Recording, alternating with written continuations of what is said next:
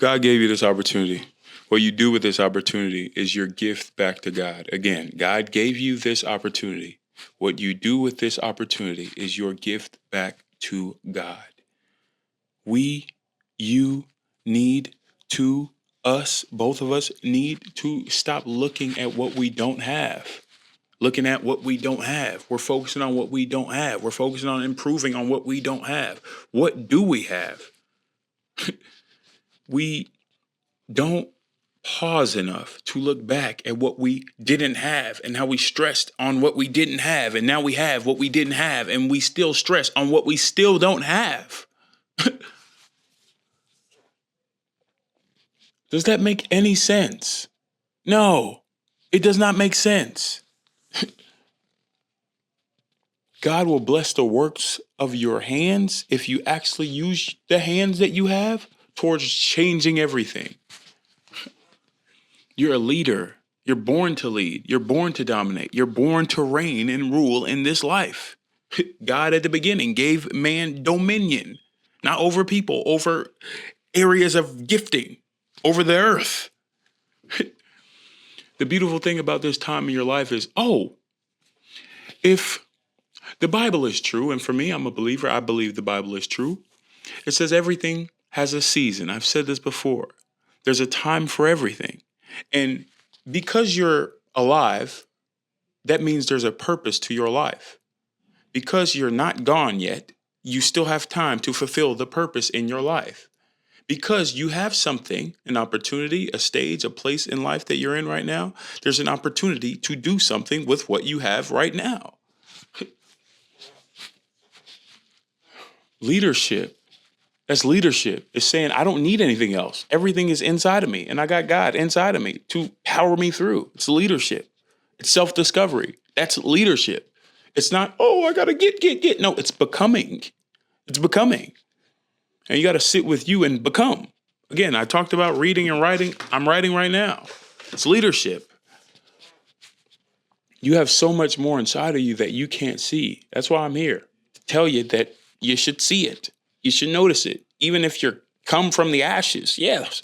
Every success story, every person that did something great in life came from nothing. And if they came from nothing and they got, or if they didn't come from nothing and then got something, there was a stage where it took them to go beyond what they see to do what they did. Find inspiration in that. It's not to compare yourself to that, but find inspiration in their journey, knowing that God does not make you with less than what they have. No, it's not how God created you. So every single time, literally every single time you see breakthrough for somebody else, you get excited, you get inspired because it's like, it's around the corner for me. It's around the corner for me. They can say, you're crazy. That's a psych job. Yeah, call it a psych job. I call it a faith job.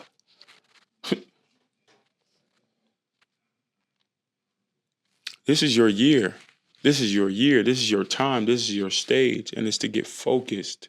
It's to rearrange your routine. For me, that's what I'm doing now.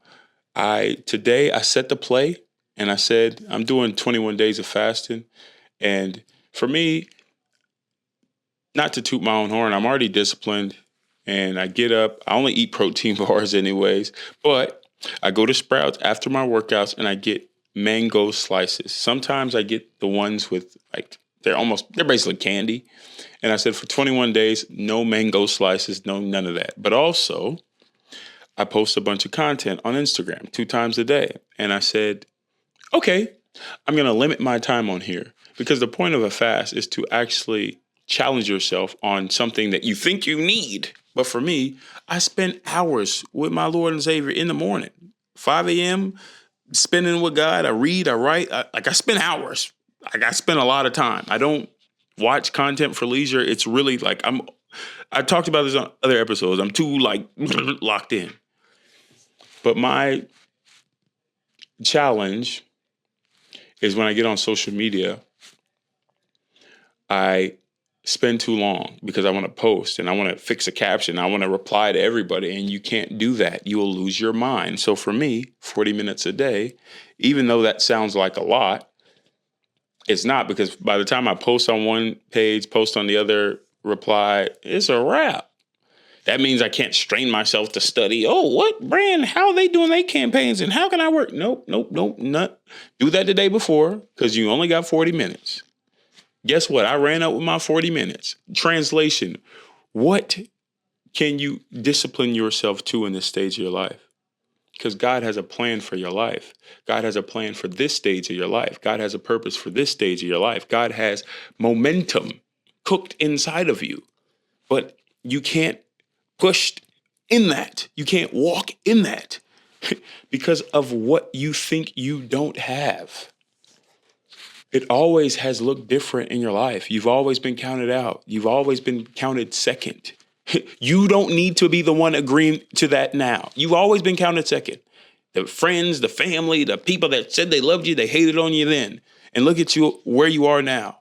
You don't need to add. You don't need to add on into the fun because it's not fun. It's not fun.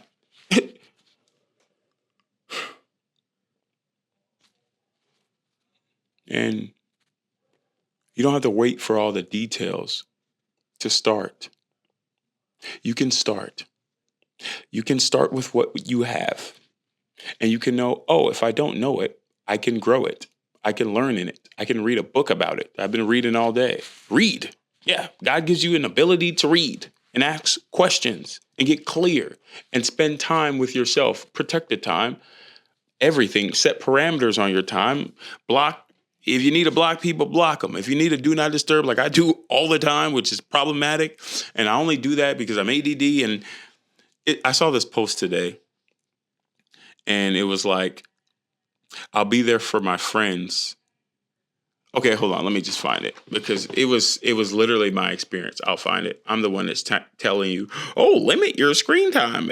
And I'm going to go on my phone, but this is important. So I'm going to find it. Okay, I'm not going to find it because it didn't come up the first time I wanted it to come up. Anyways, the point there was this. It was like, I'm dependable for my friends, except when they want to text back from me. That way, I'm not going to text back. And I was like, yeah, that's my experience because I'm a great friend and I have a lot of energy and I care about the relationships that I have, but I'm not the best at texting back. And it's crazy because New Year's resolutions, you usually want to be like, oh, I want to improve on that. But it's like, of course I want to improve on that, but I don't know how. I don't know how because with friendships, maybe you can tell me in the comments, if you're focused and extremely ambitious on what you're doing and you're locked in, you don't have a problem locking in, how do you communicate with everybody? Do you just shrink your friend group? It's weird because if you're social, you have so many friends. So how do you know which friend to hit up and which friend not to? Bro, it's a lot, dude. And even I'm 29 and your stage, as you get out of college, bro, I've been out of college for a while, but transitioning from careers as well, out the game of basketball where it's cooked in friendships, cooked in everything. It's like you got to find your own friends, but it's hard to find friends in this stage of life. And so I go from 2 points of not texting back to then when you do have a glimmer of hope and peace and normalcy in your day, you want, a little jeer, a little joke here and there, and you don't have it. It's a weird stage of your life. I understand. Mine too. But I need you to look at what you have right now and nurture those relationships, nurture the work, cultivate the land. The seed that you've placed, all the work that you put in, it's a seed. It's time to water it. I don't care what the seed look like. I don't care if you can't see the seed. See the seed with your faith. This stage of your life is always the trying times, the testing times, the times where we feel pain, emotional pain, mental frustration. It's always those stages that make you do things that you would have never imagined. I like the idea of just running it, no clips, no edits, because it makes me think. It makes me think. Today I was at the gym and I was recording on my iPhone, just different angles because I want to get better at content, but I was able to breathe. No noise in my ears, just thinking about my life, but I like to think and do something. I can't just sit here and think of all the best ideas. No, I got to be moving my body. Move my body. I have to. Find your way, what that is for you, to move your body, get yourself inspired and not in your feelings, because once you had the word of God, what God said for it, he's for you, he has a plan for you, an expected end. You have to agree with that. You have to partner with that. You have to cooperate with that and not cooperate with the lies the enemy tries to say in your head. If you're confused, if you feel abused, if you feel down and out, you're yielding to the enemy. The enemy is not your Lord. For me, it's Jesus. God is. Understand that you are not prey to what they say. You are not prey to what that voice says in your head. Stand. God blessed and upholds the work of your hands, but your hands has to be doing something. Bye.